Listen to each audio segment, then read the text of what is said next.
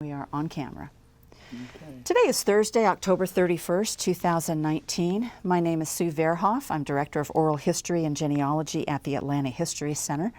Also with me today is Nancy Morrison of the Inman Park Neighborhood Association. And we're honored today to be here at the History Center to conduct an oral history interview with Bruce Machlachlan. Mr. Machlachlan has graciously agreed to be interviewed as part of the Atlanta History Center's partnership with the Inman Park Neighborhood Association. So, tell me a little bit about your background and growing up years. So I was born here in Atlanta, but my parents didn't live here.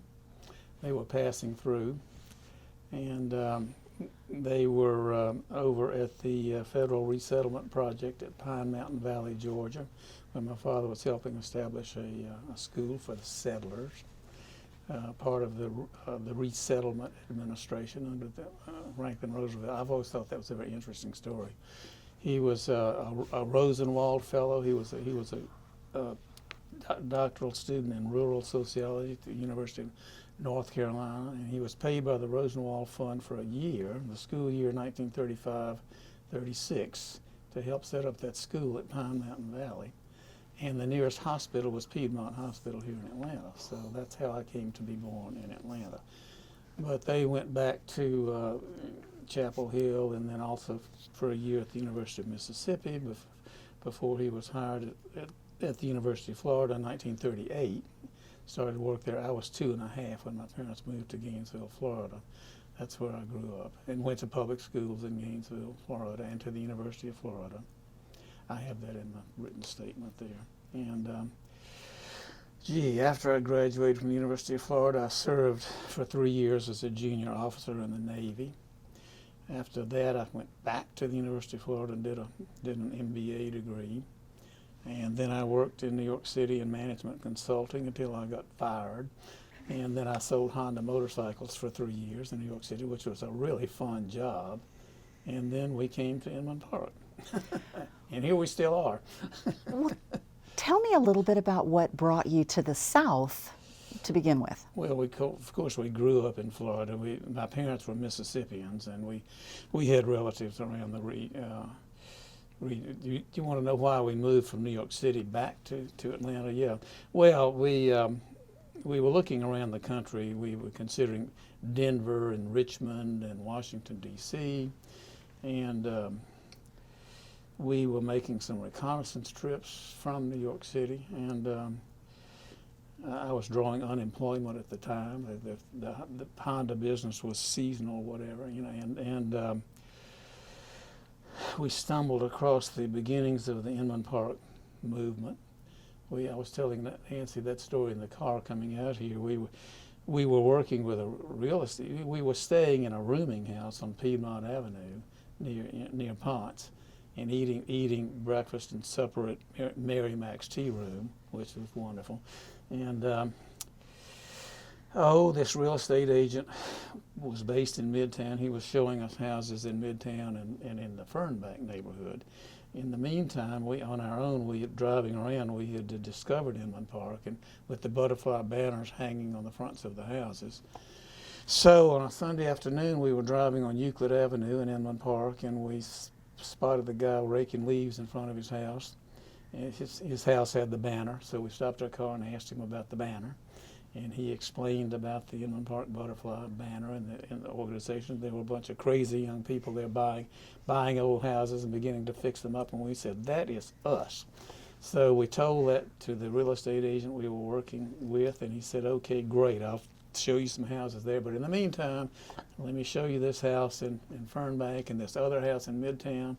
And so after a day or so, we got tired of that, and we walked into a real estate office, Inman Realty, on Edgewood Avenue, across the street from the Inman Park Methodist Church. And there was a young agent on duty there named Philip Flagg, very sharp young guy, and he showed us 6 houses in Inman Park. We went back to New York City and thought about it, and then sent in an offer on one of them, where we still live today, nearly 47 years later. One of the houses he showed us was the Woodruff Mansion at the corner of Edgewood and Waverly Way. It was like a 24-room mansion with a ballroom on the second floor and so forth. And I desperately wanted to buy that house, but my wife Gretchen convinced me that that wasn't realistic. We could never renovate the bloody thing. So we settled on a more manageable house where we still live today. But when we bought our house, it was divided into 7 rental units that rented furnished by the week, $25 a week or $35 a week. The house was in very dilapidated condition, you know, deferred maintenance for decades, and had some. There was a poor family, poor white family living in the biggest apartment, a couple with 2 or 3 small children. And then there was a young Georgia State student in one of the other units, and then there was a very elegant young woman who was an assistant librarian at Georgia State University living in one of the apartments. The others were vacant. We couldn't believe that this elegant young woman was living in that place, but she said, "Well, it's just so close to Georgia State." But anyway, we bought that house. We're still there. It's 226 Elizabeth Street, and that's how we got here, basically. Did you know anything about the prior owners, the folks you bought the home from? We did some research with great help from the History Center. We found the original building permit for the house. They were on file in a shoebox. The paper building certificates here, they've since been put on microfiche. But we found the original building permit for our house. It was completed in March of 1908. The house actually was there was a front page article in 1908, some point in 1908, touting Inman Park on the front page of the Atlanta Constitution. And our house was featured in the article on the front page. We've seen the article. It was at that time. It was the address was different. It was let's see. It was 144 Elizabeth Street. The house next door to us was number 140. Our house was number 144, and so forth. Our house was built by an Atlanta builder named Joseph Smith. I know this from the building permit, and. He had already completed the house next door, what is now 230 Elizabeth Street. He had built that house in 1907, and then in 1908 he built our house, or I guess it was 07, you know, moving over into 08. And it was a spec house. He was a builder. It wasn't architect designed and built for a family. It was built by a builder who built it on spec and then sold it, you know. And the first owner was a man named Avery. The last name was Avery. And we know this also. We know this from the city directory or whatever, you know, researching the owners, and this also on file here at the History Center. And his address was, his occupation was listed as traveler, which was like the name then for a traveling salesman. And then then a year or two later, his occupation was listed as soldier. He had gone to war, you know, with the U.S. Army in France, or I assume. And then after that, his address was listed as the U.S. military hospital somewhere, and then he died. And that was the first owner. And the house was a single-family house. But at some point, around 1921, somebody added a sleeping porch. The kitchen on the back of the house it's a 2-story house. So the kitchen on the back was a 1-story structure at the back of the house. Well, an addition was done around 1921. A sleeping porch was built on top of the kitchen. And then the house was turned into 3 units in 1921. Again, we know this from researching the house in the city directory. So 3 separate dwelling spaces in the house, beginning in 1921. And what had been the original little front parlor, a music room, on the right side of the house had been turned into a very small apartment with a 1-story addition had been built on the right side of the house, which housed a small bathroom and a small kitchen. And then so the music room and then that new small bathroom and small kitchen became an apartment, and then some point and then one bedroom and the sleeping porch became the second apartment, and that was around 1921. So it was 3 units from early on. I've been told that there was a kind of an economic downturn around that time, a recession or whatever, and that people were turning big houses into to kind of make it, whatever. The house was owned by for about 35 years. The house was owned by 2 families, Wright and Cason, C-A-S-O-N. I think I have that right. That needs to be checked or whatever. And we know that because one of our best friends in Atlanta is a relative of the Wright family, and he knew that history. But when we bought it, we bought it from a man named Charles Hudson, who was an investor. He was a city planner who worked for Eric Hill Associates, a private planning firm here in Atlanta. And Charles Hudson had bought two old houses as in investments, one in Ansley Park and then our house in Inman Park. So after he, about 18 months later, his firm, Eric Hill, transferred him to their office in Jacksonville, Florida. So he needed money to buy a house in Jacksonville. He had to sell one of the 2 houses he'd bought for investment in Atlanta. He figured Ansley Park was a better bet, which was true. And so that's why our house was on the market. So when we were looking at, that Sunday, on that Monday, and walked into that little real estate office on Edgewood Avenue, the house was on the market for $28,500. Charles Hudson had paid $19,000, 18 months before, and it was considered, $28,500 was considered an outrageously high price. But we said, you know what, that's the house we want. We're not going to mess around. We're going to make a full price offer. We had gone back to our apartment on the Upper West Side of Manhattan and sat there in the dining room and made the decision, and then mailed a check for $500 to earnest money to the real estate agent. That's how we bought the house. That was in the fall of 1972, November '72. So we closed on the house in January of '73 and moved in March of '73. Just in time to be there about 6 weeks before Inman Park Festival #2 in April of '73. So, and I told one of my favorite early memories. We had heard that something about the festival. There was going to be an event in the neighborhood. We really didn't know anything about it, and we weren't paying much attention. We were sleeping in a bedroom on the second floor front of the house.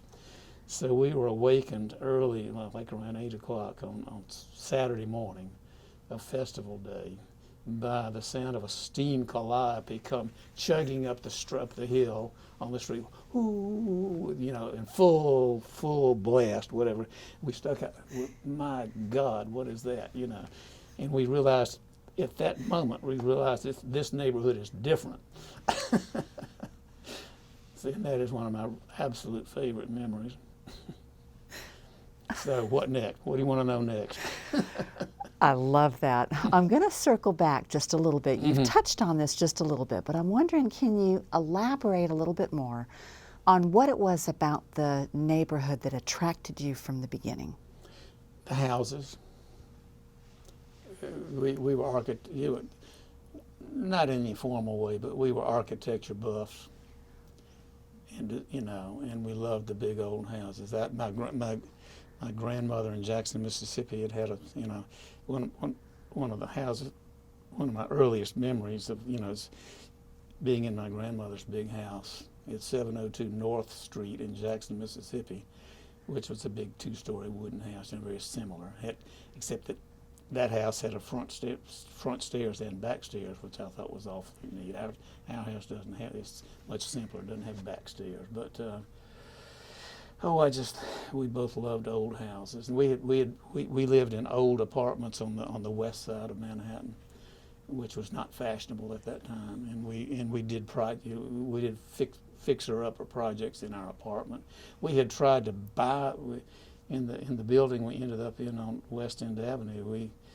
we tried to form a tenant-sponsored cooperative to buy the building. It was a 1924 apartment building, 15 floors, 80 units, and a lovely old building, 890 West End Avenue. So we had designs on buying the smaller apartment next to our, so we could knock down a wall and have more space and whatever. We got together with about a half dozen young couples our age and organized a tenant, sponsored cooperative association. We hired a lawyer who was willing to work on a co-op conversion attorney, willing to work on spec, not get paid unless there was an actual conversion. And we worked on it for about 2 years, and that was from sometime in 1970 into 1972, at which point we got about half the building fervently in favor and the other half violently opposed.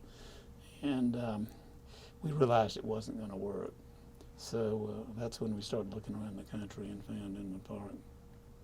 And we were Southerners, and we had families, scattered around the region, so we wanted to be close to them. But what really nailed it was the old houses of Inman Park.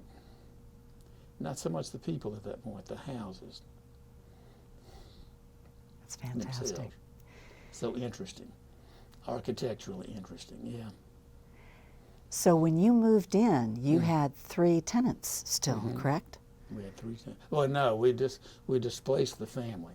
We pushed them out. That was push out, no doubt about it. They had small children in Borland Elementary School in the neighborhood or whatever. The man was,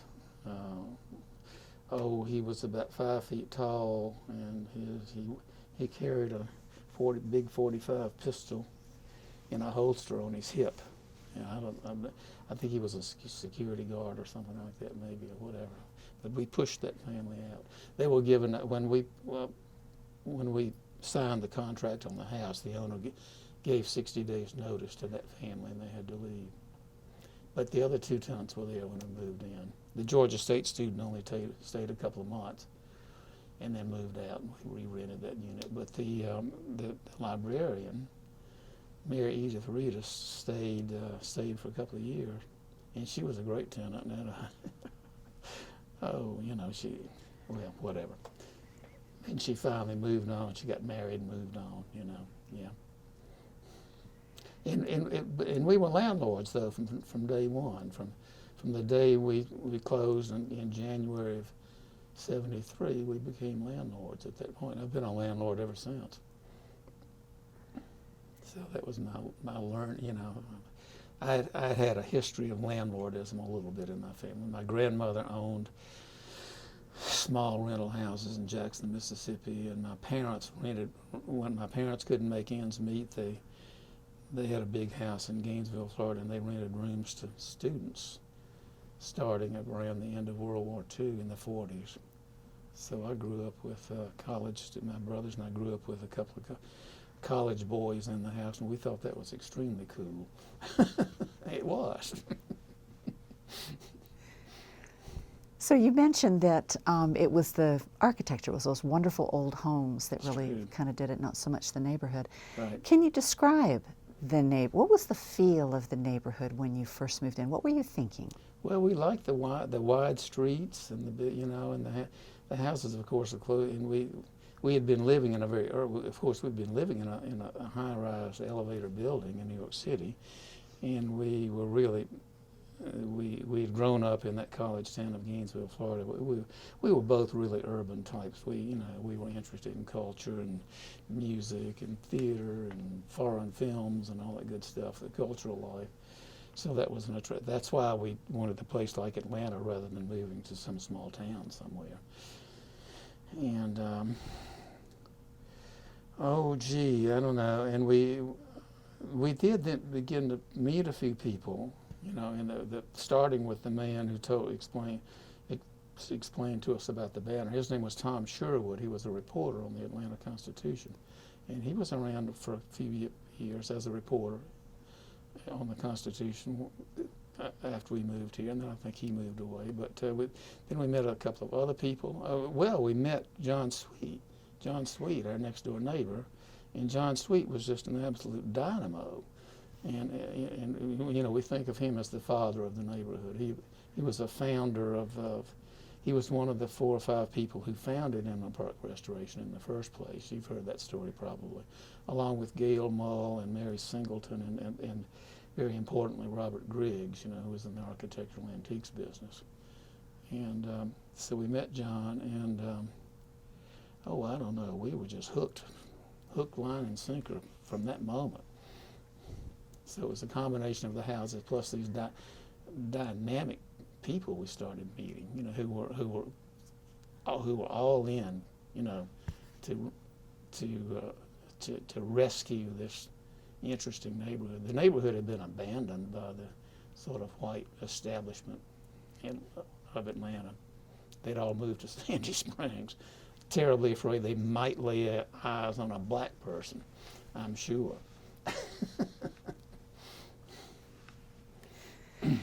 I read an interesting article that WABE published, and you're quoted in it as mentioning that there were Northerners that were not worried like Native Atlantans might be. You recall saying that? Can you tell us a little bit about that? Well, you know, a lot of these, of course, Bob Griggs was Southern. He's from, but John Sweet is not Southern. His background was in Cincinnati, I think. And oh, gee, Phil Flagg's background was in Florida. Mostly the people who rescued Inman Park in the first place were not Native Atlantans. There were some exceptions. Now,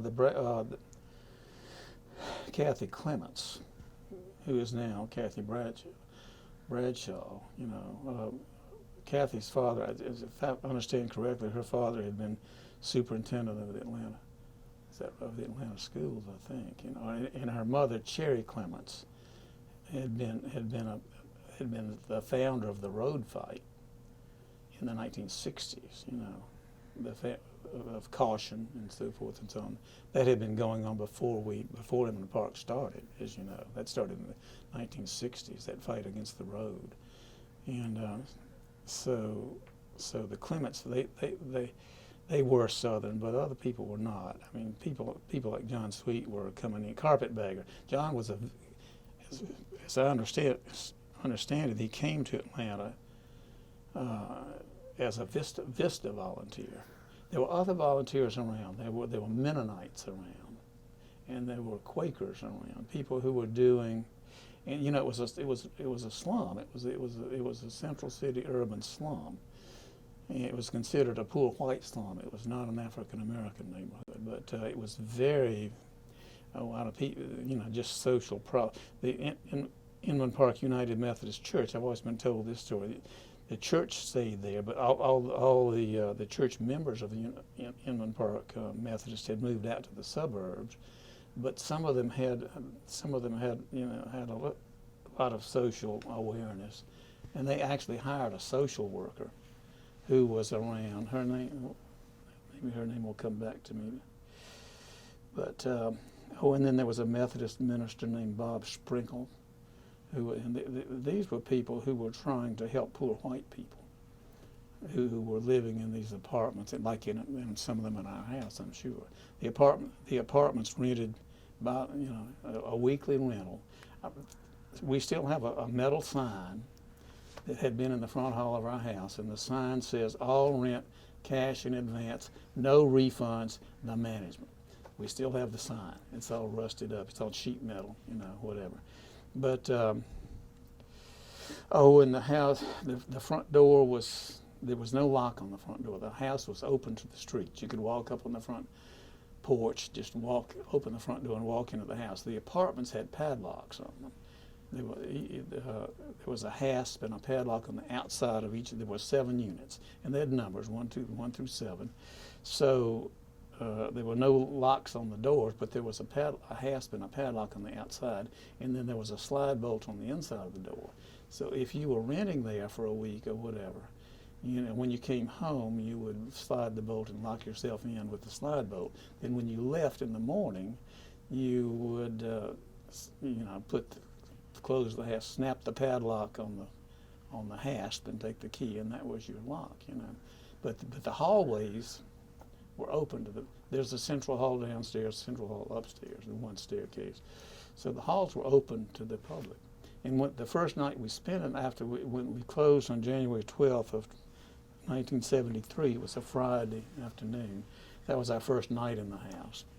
And we were down here. We had driven down from we had a 2.5-year-old dog. We rented a bed from Aaron Rents, which was a furniture rental place, and we slept in we slept in the small studio apartment on the first floor.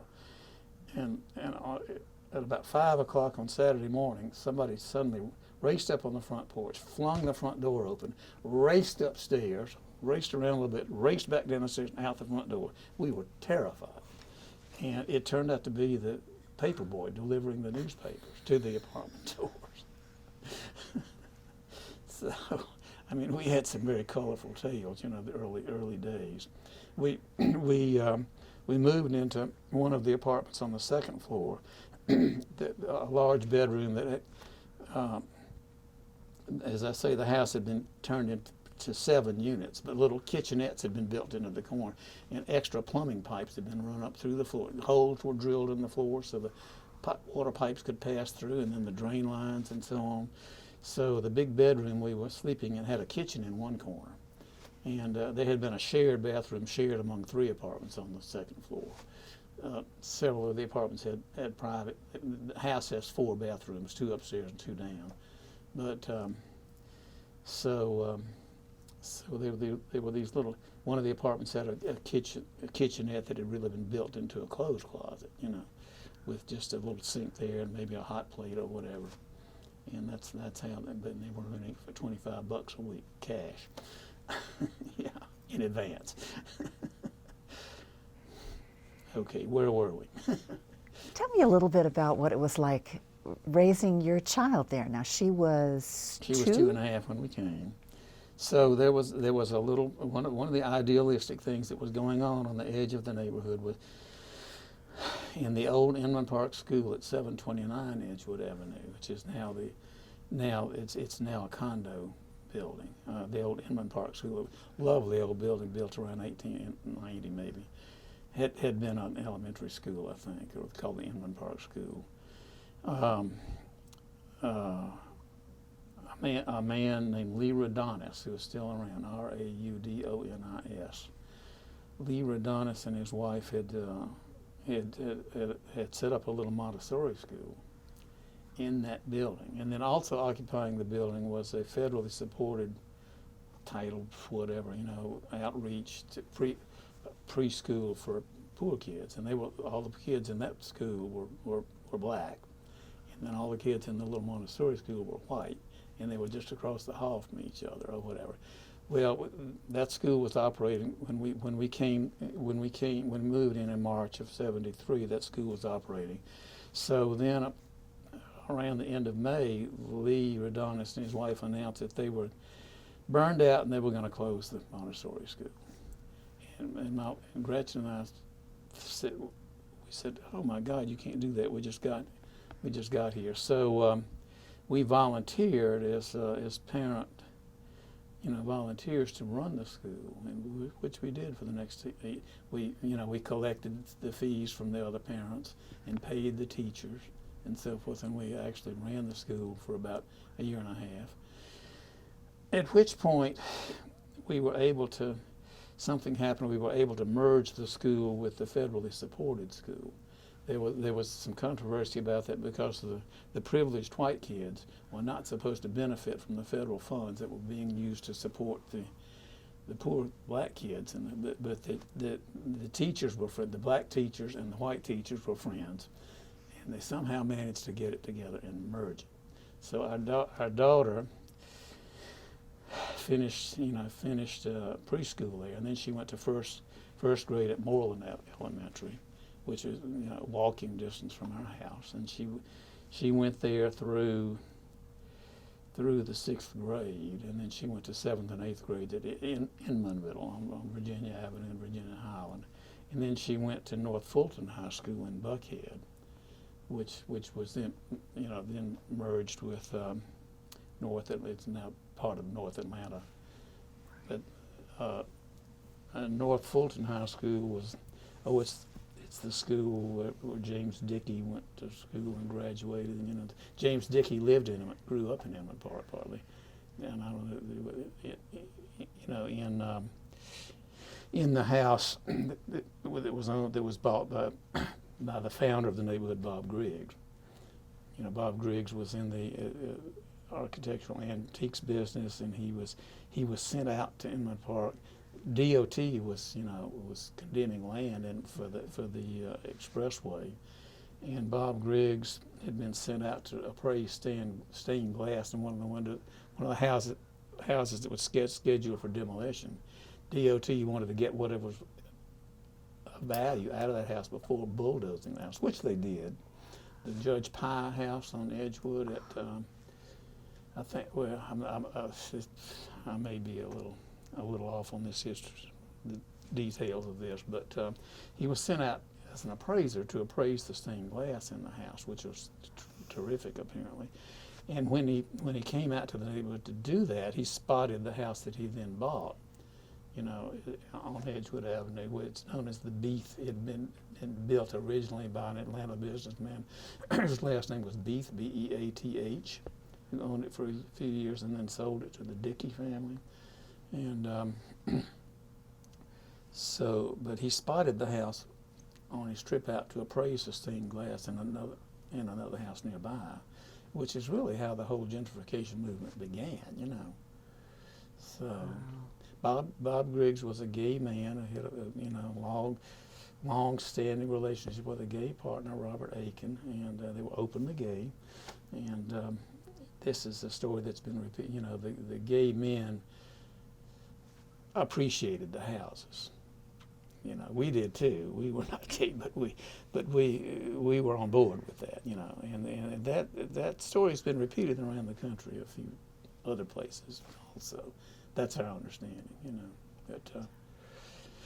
And Bob Griggs was a drop-dead handsome, charismatic man. You know, and he was the first president of Inman Park Restoration, and he was retiring when we arrived in the spring of 1973. He had already served for a couple of years as president. He was tired of that. He was not going to run again. So there was an election there were two men. You know, at that time now it's kind of done by consensus in a back room or whatever. Nobody wants to compete with somebody for votes or whatever. But they had open voting or whatever. You know, and a young lawyer named Gail Mull was elected the second president.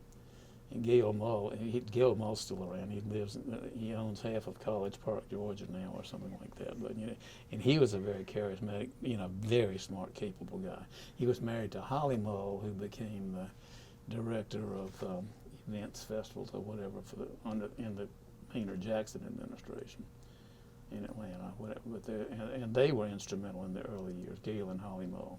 And Holly Mull was the main moving force, but behind the residential zoning movement around 1974. She was the trainer, organizer, whatever, who pulled together the whole petition. We had to walk through the neighborhood. We had to get homeowners to agree to a down zoning from A1 and A2 or apartment zoning to various categories of residential zoning, which was considered a down zoning. We had to get homeowners to sign and agree to that. So once we had, Holly Mull was very organized about it. We had meetings at her house on Elizabeth Street, and we had about, 15 or 20 volunteers, and we fanned out over the neighborhood, and knocked on doors, and got all homeowners to sign on, and then we presented Atlanta City Council with a petition to downzone, and we were successful. That's when the zoning changed. And I was a foot soldier, and I was one of the people who knocked on doors and got signatures. But Holly Mull was the brains behind the thing and the organizer. Let me ask you this. Mm-hmm. Was that your first sort of grassroots activism type involvement with the neighborhood? Probably the first was, shortly after buying the house, the tenants were our house has a small front yard on Elizabeth Street, split by a little, front walk that goes from the street up to the front porch. So on one side of the tenants were driving into the driveway next door at 220 Elizabeth Street and parking their cars in the front yard in front of the house. And so the front yard was packed clay, hard baked red clay, where they were parking cars. And I wanted grass. I had grown up in Florida with a house with St. Augustine grass, and damn it, I wanted grass. So I got out there and started breaking up the clay with a mattock by hand or whatever, so I could plant grass. Well, I'm out there doing that, and two women pulled up in front. It was Eileen Seeger, she's now Eileen Brown, her maiden name, and Rosalind Smith, who was married to Furman Smith, and they lived on at that time they had a big house on Spruce Street, and Eileen and her husband Bob Segrist were living on Hale Street, where Eileen still lives. And Eileen was the founder later of the Atlanta Preservation Center. But these two women, I was out there breaking up the clay with a mattock, and one of the women was I think Rosalind was driving, and Eileen was riding shotgun, and Eileen rolled down the window and said, "We're going to have a work day on Saturday up at the park or whatever. We're going to plant some holly bushes or whatever, for it's a volunteer thing." And I said, "What? I've got this yard to do. I'm not doing that. And they said, no. You own a property. They said, "Do you own this house?" And I said, "Yes." They just, "You need to contribute. You need to come to this work day." So that was the beginning of my volunteerism. And then the zoning effort came not long after that, maybe a year later. So that's how I was kind of pulled kicking and screaming into volunteerism. And there's been a tremendous amount of volunteerism in Inman Park over the years. I mean, it's just quite a remarkable story. They say festival now requires 800 volunteers, unpaid volunteers, to put on that festival every year. And it makes huge amounts of money for the neighborhood. I don't know of another story quite like that anywhere else, only in Inman Park. So. Well, let's nip back and talk just a little bit more about festival. You mentioned your first experience being awakened at 5 with Calliope right on the street. Tell us a little more about festival and how your involvement has grown with that. Well, so for that first festival in 1973, we just wandered up to the corner of Elizabeth and Euclid, where the tent was, and so forth and so on. And our daughter got her face painted and so forth and so on. And we wandered around, looked at booths and so forth, and just enjoyed ourselves. We didn't contribute anyway.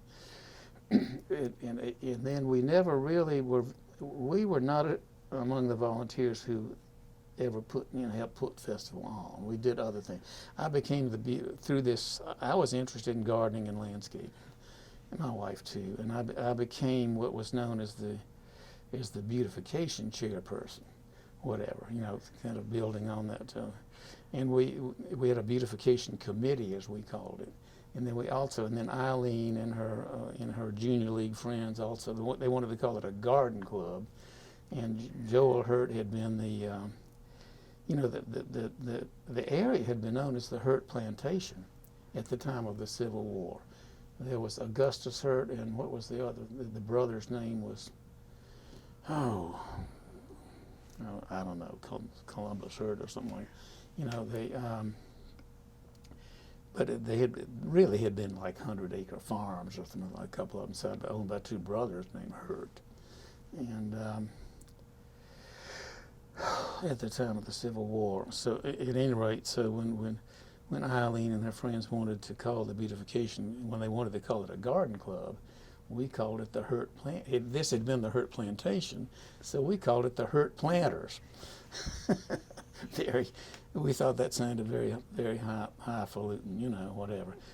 And we were, Eileen and her friend. We had we had monthly meetings for a while of the garden club.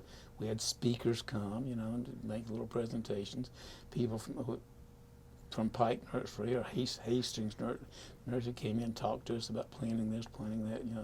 We actually functioned as a garden club. And I became the president of that one year, whatever, the hurt planters. And we had somebody gave a costume party one year around that time, and we had to ream up a costume. So I put on a white suit and a Panama hat and wrapped a white bandage around my head and stained it with mercurochrome. And I said, "Okay, I'm a hurt planter," which was pretty silly. So I served as the beautification chairperson for something like 7 years. We did things like we used some of the festival proceeds or whatever to buy some garden equipment. We had a big heavy-duty Troy-built rototiller that people could rent for a nominal fee, because we were all struggling with these yards that had been neglected for decades. And and I was the keeper of the rototiller for a long time and so forth.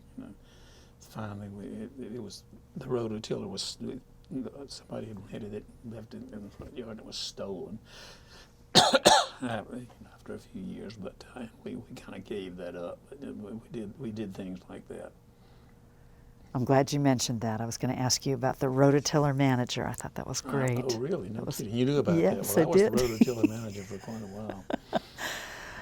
And I understand you were also involved with the tree plantings. Was it the tree watch, or can you tell us a little bit about that? I was the tree chairperson for several years. That's right.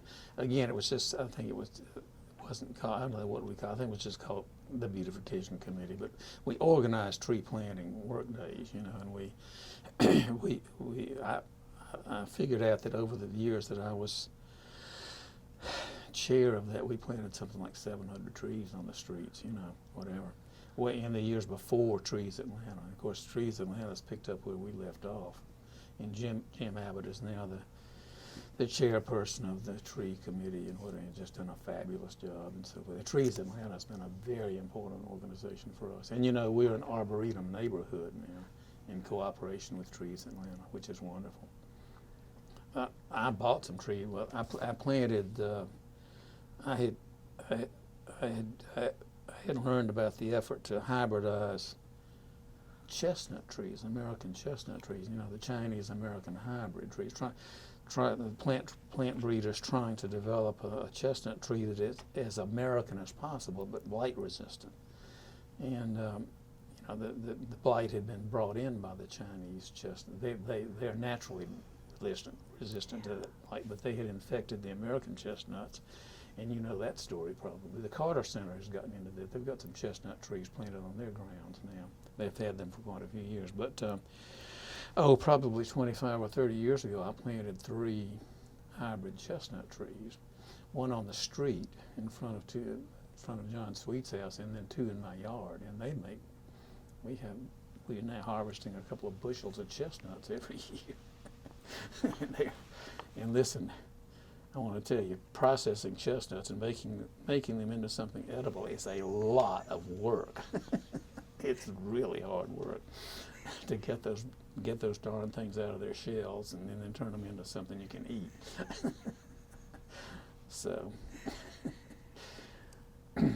Well, tell me a little bit also about the Springville Park. I know that's been I was chairperson of that committee, and that was all kind of connected with beautification, but it was a separate committee. And Eileen Brown was she's done much more for Springville Park than I did, But I became a member of the Springville Park was designed by John C. Olmsted, who was the nephew of Frederick Law Olmsted, and the Olmsted Brothers landscape architecture firm, based in Brookline, Massachusetts.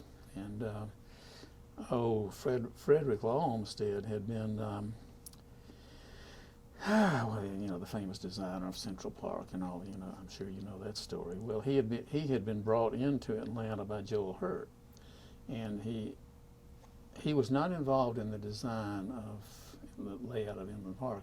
And I'm remembering this from the article in the Atlanta History Bulletin by Rick Beard, which compares and contrasts the early histories of Ansley Park versus Inman Park or whatever. Joel Hurt, when he had bought the land for Inman Park from his cousin, an older cousin whose name was Elizabeth Hurt Jones. You know, and he had bought something like a 160-acre parcel from his cousin to lay out Atlanta's first suburb. This is all in the Rick Beard article, but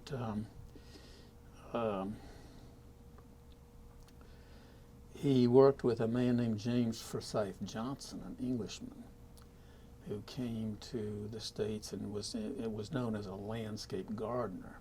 They didn't use the term landscape architect. That was coined after, you know, Olmsted's career. He was the first landscape architect, or whatever. Somebody coined that term and applied it to Frederick Olmsted. But James Forsyth Johnson called himself a landscape gardener, and he and Joel Hurt together. Joel Hurt was a civil engineer, is my understanding. Together, they laid out the street, the plat, you know, of the subdivision, and then they sold the lots at auction in Piedmont Park. And everybody knows that story or whatever. But and I've seen the original plats, you know, that he drew or whatever. Changes were made to the lots. Apparently, some lots builders or persuaded him to change the lot lines, and he was flexible enough to do that, and he consequently didn't go. He sold the lots and didn't go broke or whatever. I was told that Colonel Edwin Ansley, who had designed Ansley Park, was very much more rigid, unwilling to change the plan that he had originally drawn, and went bankrupt. But that's the story. I think that's also in the, maybe, I'm not sure, I don't remember this. But so the lots where our house is on Elizabeth, those lots each lot had been 100 feet wide, and they're about 230 feet deep, something like that. But so they were 100 feet, 100 feet, 100 feet, you know, going up the hill. Well, John Sweet's lot is 120 feet wide, and our lot is 70 feet wide. And that's because John Sweet's house was built in something like 1888. Our house was built 20 years later in 1908. But the person who built John's house, which is now 220 Elizabeth Street, apparently had persuaded Joel Hurt to change the lot line so he could have a bigger lot, which made our lot smaller, which it is, of course, to this day, you know. But and you know, there was no zoning then. There were covenants that ran for 10 years, and they were restrictive covenants. You couldn't sell a property to a black person, you know, that kind of thing. You know, that's all there was. But those covenants expired after 10 years or whatever, and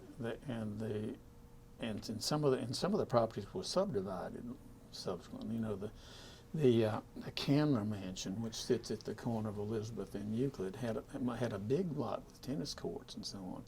Well, at some point that land with the tennis courts was subdivided off and sold to a developer who built an 8-unit apartment building there that's still there now, on Edgewood Avenue. So the neighborhood was compromised in various ways. The original subdivision design was compromised. Oh, you know, it's a kind of a concession to practicality, to financial reality, whatever, and things were it's not like a subdivision. You know, a builder today lays out a subdivision, buys the land, gets the whole thing financed, goes in, that maybe builds a fence and gets a gated community, plans everything, builds it all at once, and then sells. That's not the way Inman Park was done. The lots were sold. Some of those lots changed hands several times before anybody ever built on them. So the houses were built over a period of several decades. They weren't built all at once. And then when the zoning changed, I think it was in the mid 1950s that the zoning was changed to apartment zoning. After establishment, people had departed for Buckhead and Sandy Springs, leaving around this building here. But so some little garden apartment buildings were built in the mid 50s to the early 60s, and the result of that, though, has been that, and some of those are still pretty funky today.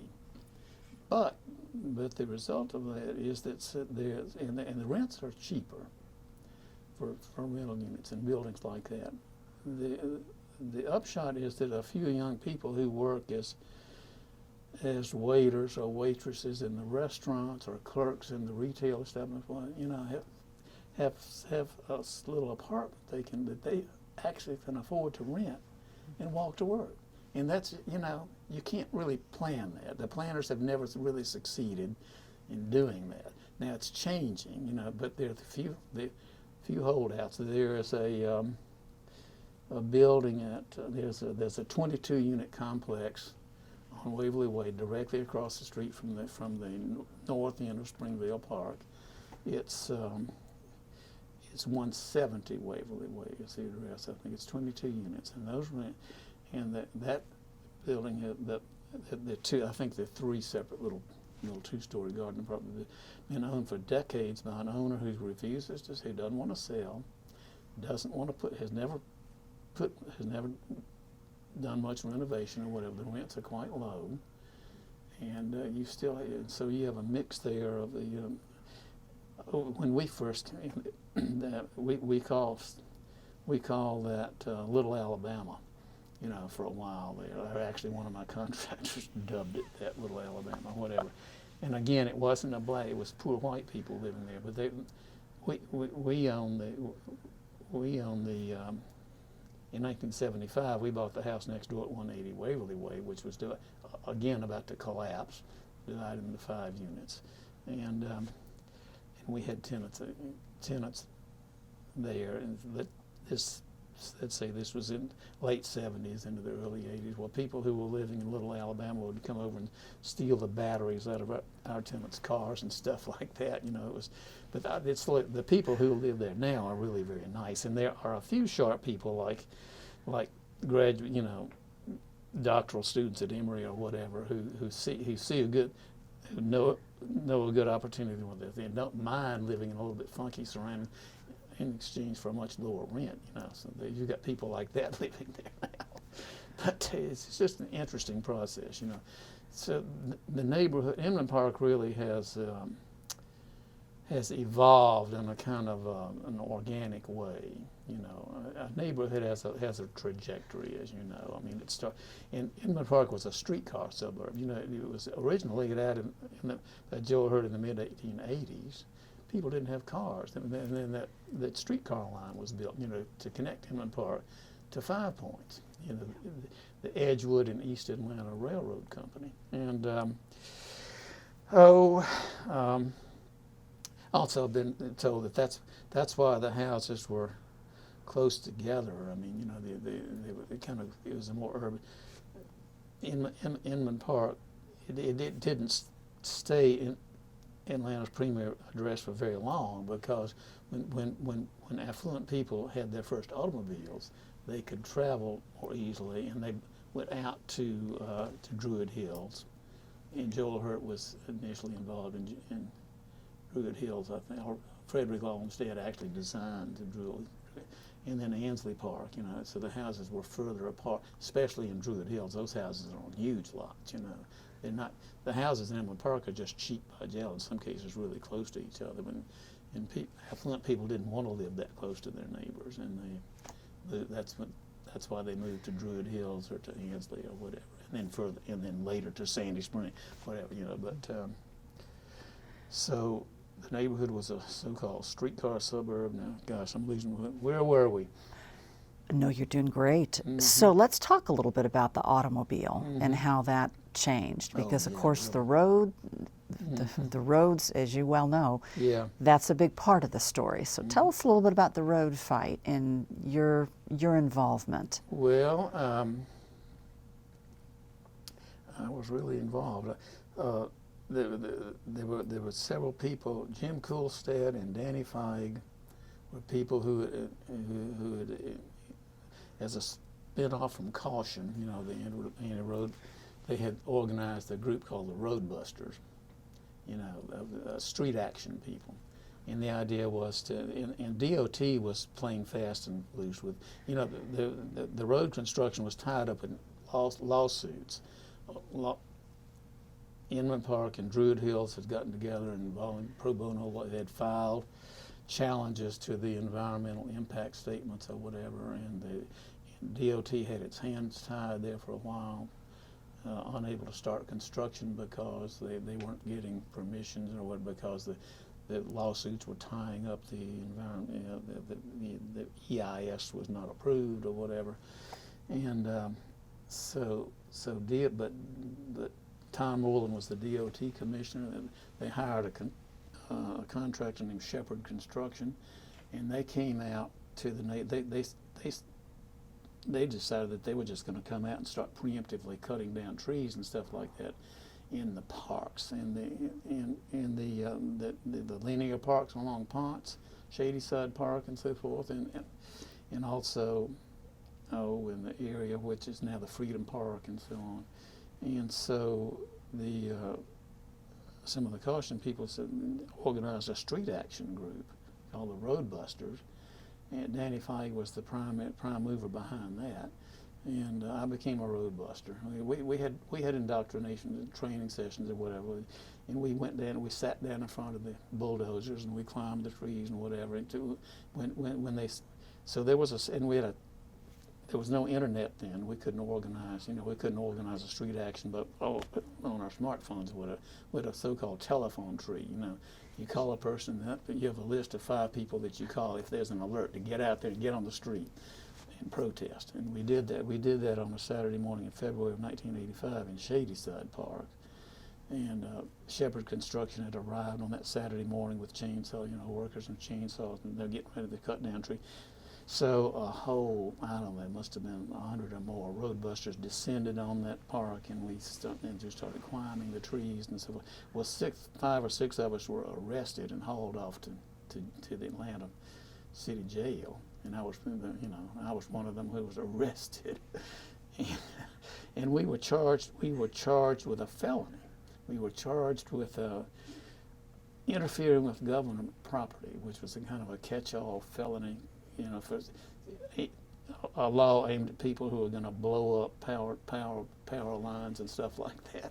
But we were protecting the trees in Shadyside Park, and I was arrested in the top of a dogwood tree, and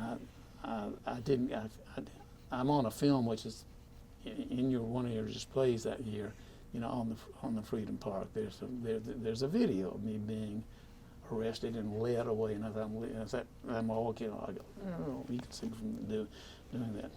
No soundtrack, just action. But we were hauled off to the city jail, and I spent a few hours there locked up in a little single solitary cell, and then my neighbor John Sweet bailed me out, pledged his house as collateral to get me out, and then later he got a copy of the arrest record that has my mug shot on it or whatever, and he blew it up. He blew it up into 8.5 by 11, and that's like 3 sheets or whatever of the thing with my picture right in the middle. He mounted it on a plinth and gave it to my daughter on her 16th birthday. And I still have the thing. But and I've been dining out on that ever since. Of course, it just absolutely made my reputation in the neighborhood, whatever. But I was willing to get, and it was a kind of a rough experience in a way. The 5 or 6 of us who were arrested were thrown into the back of an Atlanta police van that had no seating in the back. It was just an empty van, and a young officer, like he was a police recruit trainee or whatever, drove that van from the park to the city jail. And we were just sitting on the floor, the metal floor in this Ford van with the doors locked and the screen and all that. And he would race up to an intersection or a stoplight and then slam on the brakes, boom, like that, and we would all pile up against, and then when the light changed, he would take off at maximum speed and we would all be thrown against the back door. I mean, it was pretty rough, And I guess he just didn't like protesters or whatever. But that was his kind of way of acting out, against us, rich white folks, presumptuous, whatever, privileged. What was your treatment like at the jail? I don't remember it very well, kind of perfunctory, but they stuck me in a cell, and I was there for several hours, and then somebody came and opened the door and said, okay, you're being released, and I don't know that John actually came himself. No, I think my wife came and picked me up or whatever and took me home. And several other people had that same experience and so forth. Did that experience ever come back to cause problems for you later in life as far as a... No. I'd been a little bit of a rebellious youth or whatever. Plenty of speeding. I had prior run-ins with the law, speeding tickets. I rode motorcycles very fast and so forth and so on, and sports cars and so on. So brushes with the law were not that unfamiliar to me. I didn't sweat it much. I knew we'd be bailed out. And then later the charges were dropped. But lawyers from Druid Hills, Sam Rail was one, R-A-E-L. And gosh, it was a wonderful man. I can't remember his name now. An older man, was kind of an establishment lawyer who lived in a big house on the byway or over there somewhere, who was instrumental in getting us bailed out. There were Emory people involved in that road fight too. Jack Boozer, who was a professor at Emory, was a big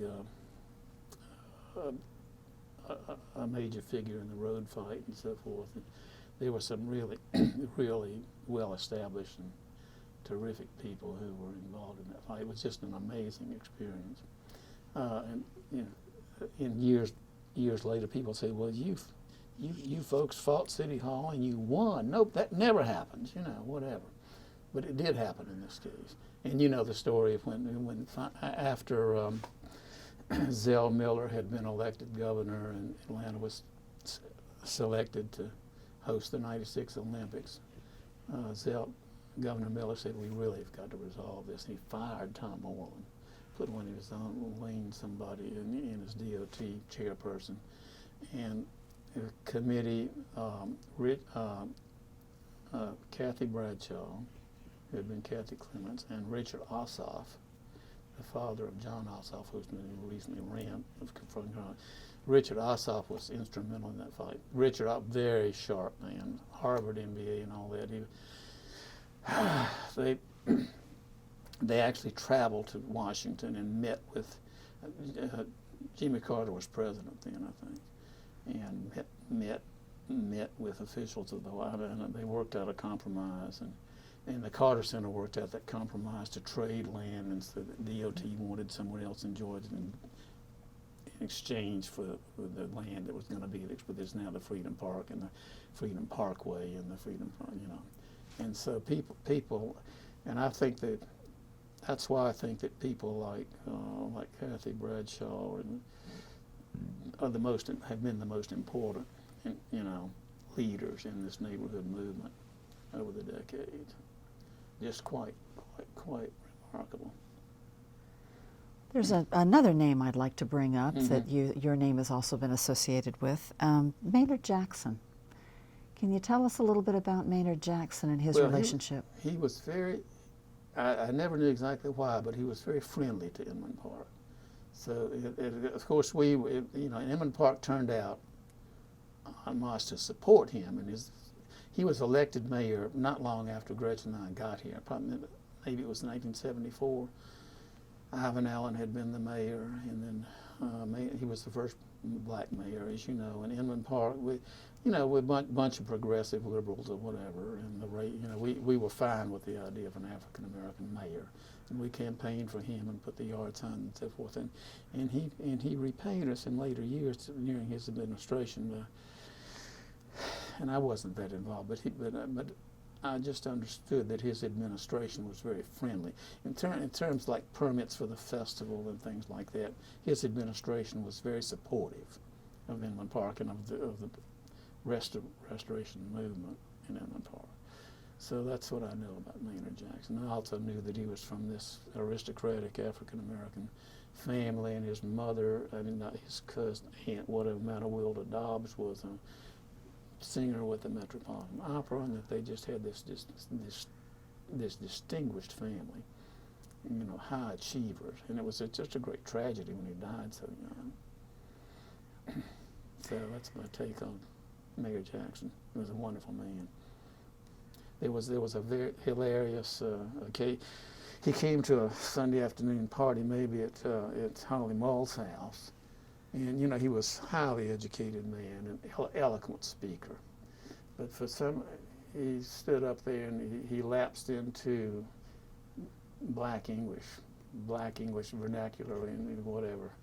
I mean, he could code switch, okay, and he could talk like a street person, a black street person. He lapsed into that, telling some tale,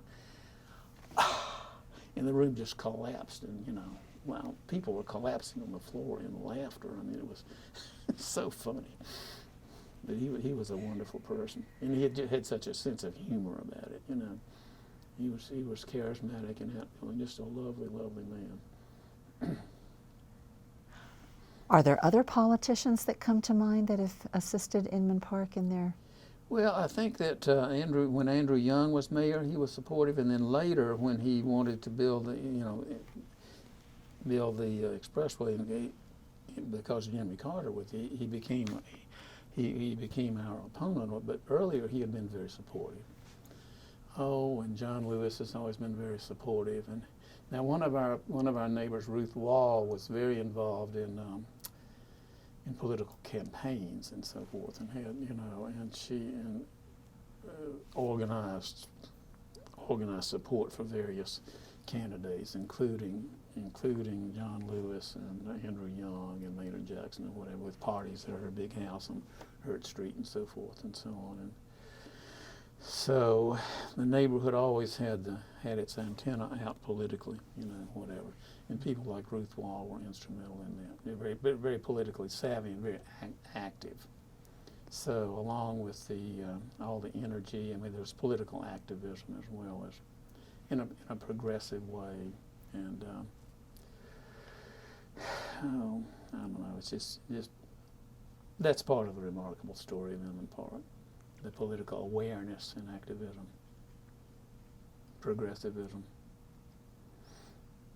It's beginning to change now. I think slowly, and again, the long trajectory, the life cycle of a neighborhood. Now that we're becoming such an establishment, we still have this kind of hip reputation, but houses are getting very expensive, over $1 million in some cases.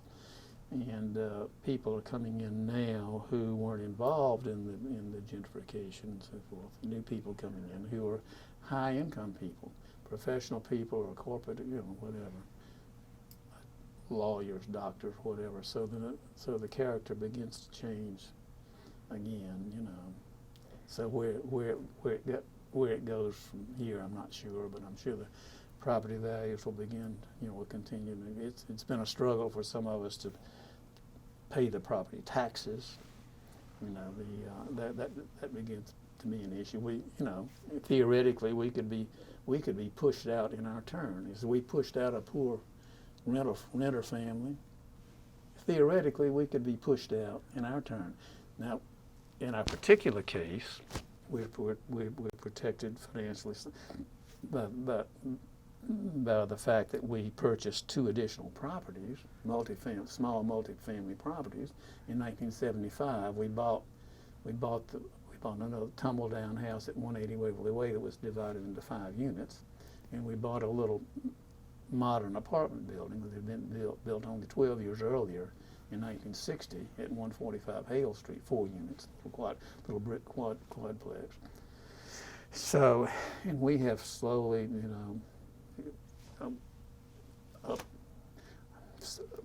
hand over hand, we've slowly rebuilt those properties over the years, and they're very valuable now, and the rents are much higher. And so we have those rents, so we can pay the taxes. But so we probably will not be pushed out. But that can't be said of every family who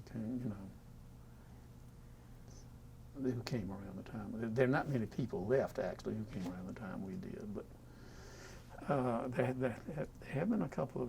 We had a neighbor who got underwater on their mortgage on a house on Elizabeth Street and had to sell in a distressed situation and so forth. So that's another side of the story. Well, you've done a good job of covering that side of the story. Let me kind of shift gears just a little bit on the same topic. Mm-hmm. I'm told that you spend time sitting on your porch, that you are a porch dweller. True. So I want to talk a little bit about that, but before we get into that, I want to kind of just ask you to sort of think about the changes in the neighborhood that you've witnessed from your front porch. You've talked a little bit about... Can we take a break? Absolutely, absolutely. Yeah.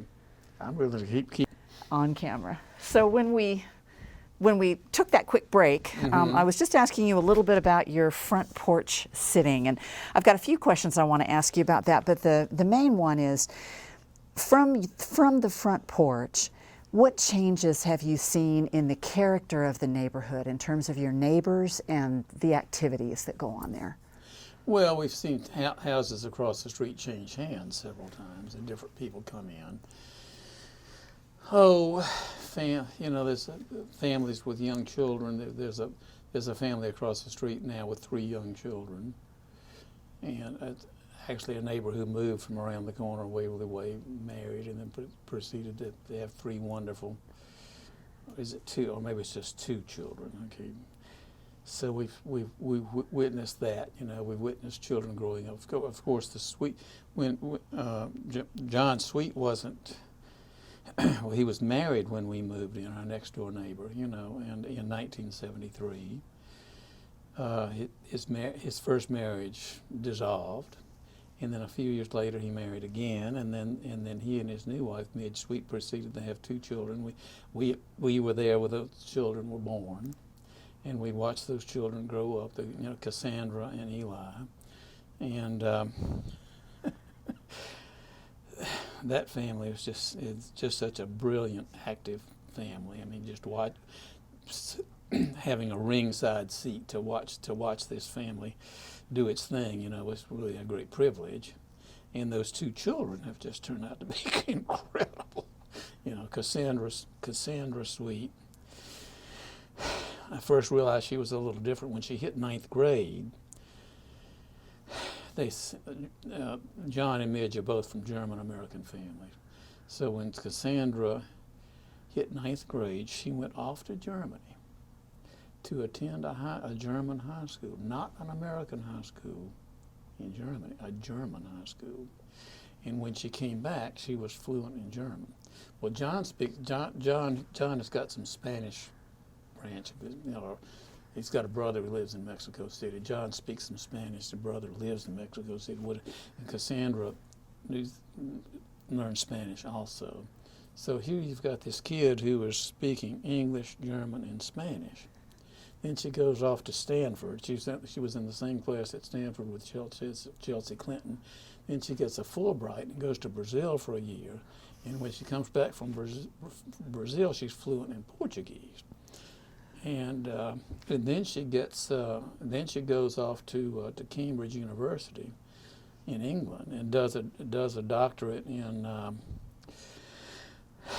developmental economics. And there was at Oxford, I think it was Cambridge. So at Cambridge she meets another doctoral student who is from Chile, who was a Croatian man from Chile named Dalibor Interović. Dalibor is in Israel about 6 feet 6 inches tall. They get married in the backyard next door. Both PhDs from Cambridge. They go off to Chile where he works for the National Bank or whatever, and then they come back. He's working for a bank in Wall Street now or whatever. And to have a ringside seat to watch. And then Eli's gone off to China and married a Chinese woman and is fluent in Mandarin. So to watch amazing young people like this grow up next door has been an amazing experience. Well, and other kids who've grown up in Inman, they've all done well. I mean, there was something about people who lived in Inman, they were activist people or whatever, live wire people, just really involved, engaged or whatever. The kids who grew up with that. Our daughter has done well too. She went to Moreland Elementary, then she went to Inman Middle School, and then she went to North Fulton High School. and she was a really good student. She was a top student. And then she went to Colby College, where she graduated magna cum laude, whatever. And she's done unconventional things. She made her living for 10 years as a decorative painter, a very talented surface painter, you know. And then she became a real estate agent. She lives now in Hilo, Hawaii. This kid was not sitting around the living room saying, "Feed me," you know. She's out doing her thing. And we would love it if she lived closer by, but she's a live wire, and she's got quite a life now in Hilo, Hawaii. She's been out there 12 years and is not coming back. She loves it out there. She has built quite a life out there. She has one daughter and one granddaughter who is she's 15, is in 10th grade at Hilo High School in Hilo, Hawaii, doing brilliantly, really into everything Japanese. She's been to Japan twice, taking Japanese in high school and so forth and so on. And, well, and some of the other kids who grew up in the neighborhood have just done really kind of extraordinary thing, whatever. It's been a great place for kids to grow up. And I think there was something about the activism and the cohesiveness of that community, that has been very good experience for kids growing up. And then in the Atlanta, I taught in the Atlanta schools for 6 years. This was a little sidebar in my. We've gotten a little bit away from the front porch. We can get back to the porch maybe in a minute. But when I worked as a real estate agent, I had sold Honda motorcycles for 3 years in New York City and thought I was a super salesman. Not true, but. When I wasn't in Inman Park and the surrounding neighborhoods were redlined. I struggled I would sell a house and get a contract on it, and my buyer would go apply for a loan and be turned down. And I actually got really annoyed with that. There was a lender called Peachtree Savings and Loan. They were based in Decatur, and there was Decatur Federal and so forth. Or maybe it was Decatur. I think it was Decatur Federal Savings and Loan. There was a loan officer there, and I called him once when one of my buyers had been turned down, and I called this guy on the phone and complained about the fact that the buyer was very well qualified and so forth and so on. And this crusty old loan officer there at Decatur Federal told me on the phone. He said, "That neighborhood is a slum. It's always been a slum. It'll always be a slum, and we don't make loans there." That was in the year before the laws were passed against redlining.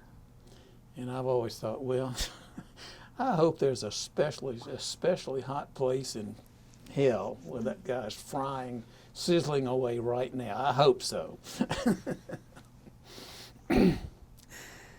Okay, back to the porch. So we've seen, we see families come and go across the street, and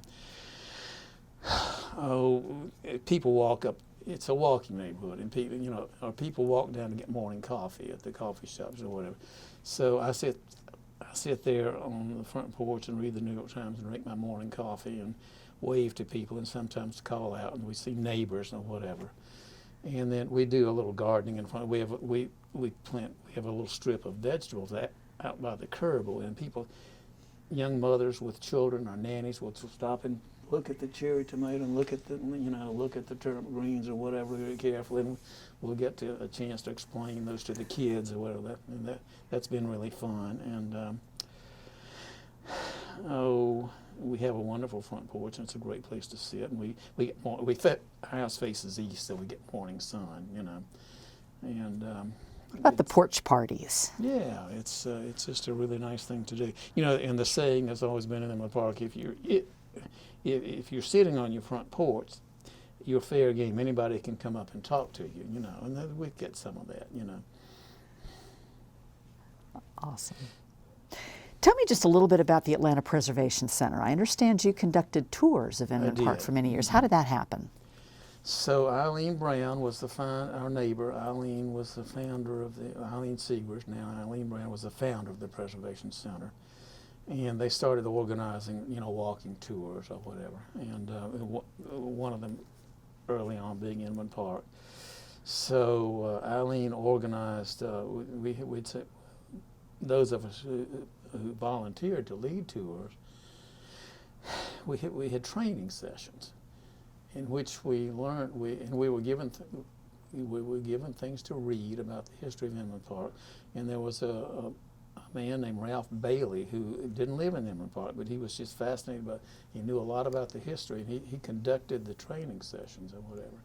So we had those, and that's when I read the Rick Beard article in the history book, and some other things, and some stuff about the Winships and the Candlers and the Woodruffs and all that stuff. You know, we got all that history, and it's a fascinating history. You know, and all the stuff about the streetcar and the Edgewood and East Atlanta Railroad Company and the trolley barn and all that stuff. I learned a lot of the history at that time, and it was and also the Hurt plantations, the two farms that were side by side, the Battle of Atlanta stuff, and it's a very historic piece of land. You know, that we have Battery Place where the Union Army had artillery batteries, you know, right there near the Martyr Station and so forth. It's a historic piece of ground. And so I learned all that, and then I took great delight in, you know, leading Saturday morning or Tuesday evening tours or whatever in the neighborhood. And I did it for nearly 10 years.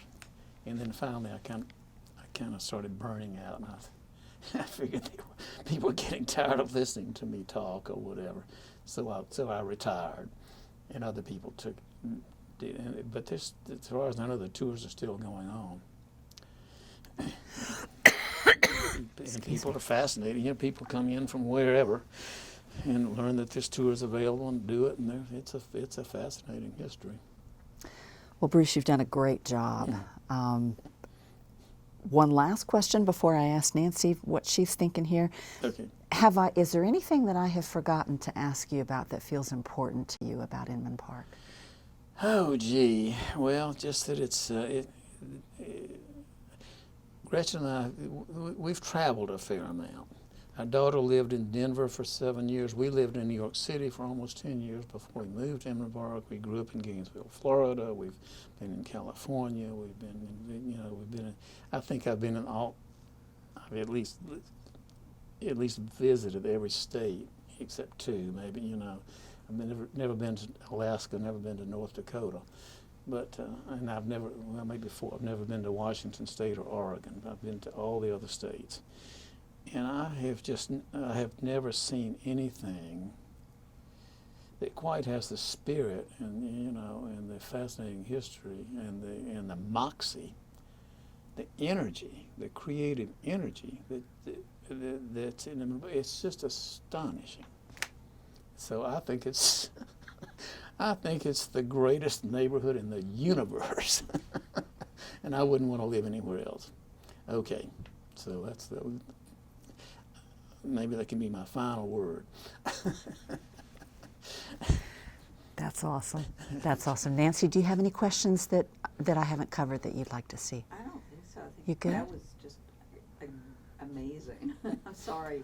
We are the only two right now privileged to hear that. Well, that won't always be the I know, case. I So, can't wait. well, I can't thank you enough for coming in and talking to us today. Sure. You've got a wonderful grasp of the neighborhood. I've learned so much, and I think moxie. That's a great expression for this neighborhood. So. It's really true. Yeah. Yeah. Sums it up. Really well. Yeah, right. Well, thank you so much for Okay. coming today. We appreciate it. Well, Thanks. my pleasure. All righty. Off camera.